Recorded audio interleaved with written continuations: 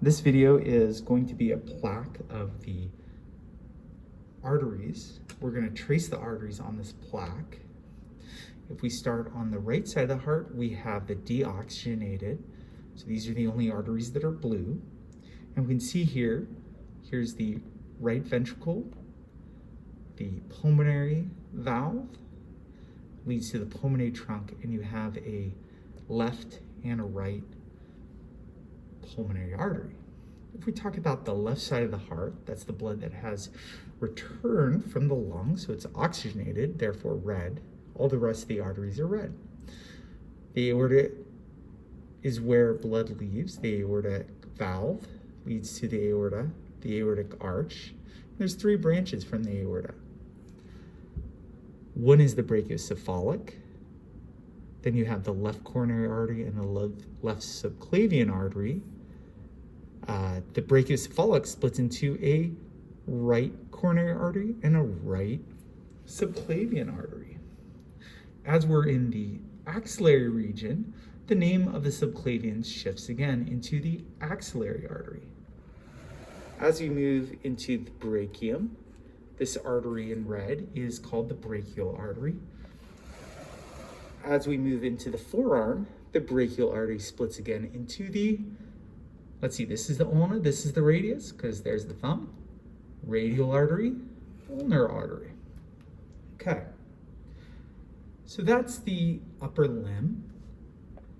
If we go back to the heart, we can see that the aorta here wraps around and drops behind the heart.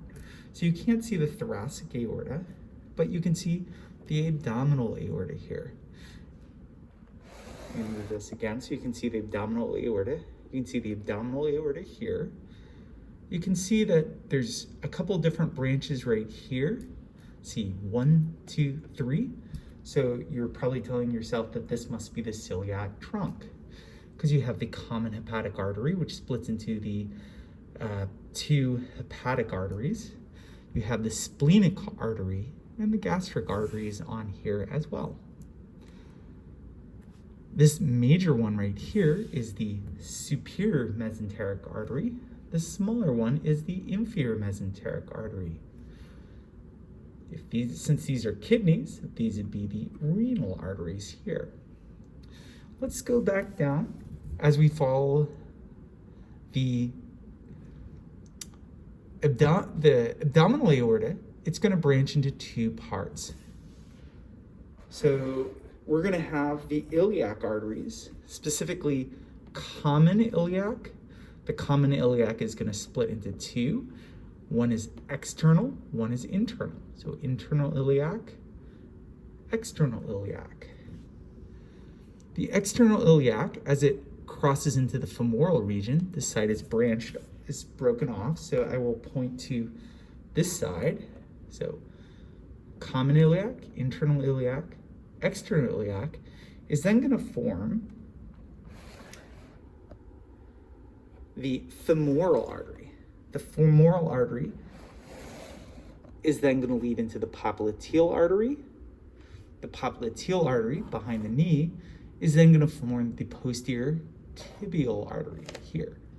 You can see the anterior tibial artery. It's anterior. Unfortunately, you can't see the fibular or peroneal artery. So those are the arteries we can see in this model.